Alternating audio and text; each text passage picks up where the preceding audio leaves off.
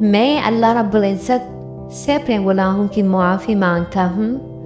جس کے سوا کوئی سچا معبود نہیں، وہ ہمیشہ سے زندہ اور قائم ہے، اور میں اسی سے توبہ کرتا ہوں۔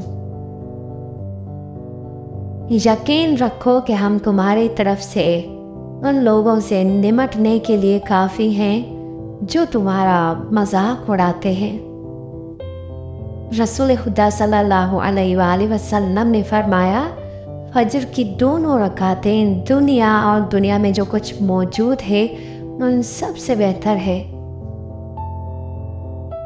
میں کیوں بنوں کسی اور جیسی جب اللہ تعالیٰ نے بنائی نہیں کوئی مجھ جیسی۔ رسول خدا نے فرمایا، ہمارے اور کافروں کے درمیان فرق نماز ہے، جس نے نماز چھوڑ دی اس نے کفر کیا۔ کہیں صبر اور کہیں شکر کی آزمائش ہے۔ اللہ تعالیٰ فرماتا ہے، خود کو اکیلا کبھی نہ سمجھو، تم جہاں کہیں بھی ہو میں خدا وہیں بھی ہوں۔ بدلتے ہوئے رویوں کی پرواہ نہ کریں، کیونکہ لوگ روزانہ مختلف احساسات کے ساتھ جاگتے ہیں۔ جب بھی دعا مانگو پورے یقین اور امید کے ساتھ مانگو۔ یہ لیکن ویکن تو بس انسانوں کے لیے ہے، اللہ تو بس اللہ ہے، دینے والا، مہربان، قدردان۔ اللہ پر اتنا یقین مضبوط کر لو کہ آج نہیں تو کل، کل نہیں تو پرسوں وہ ان دعاؤں پر کن کہہ دے گا جو ہمیں ناممکن نظر آتی ہیں۔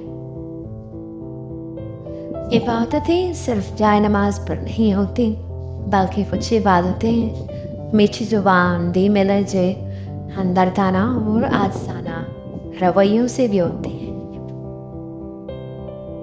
وہ رب مان جاتا ہے، یہ اس کی خوبصورت صفت ہے۔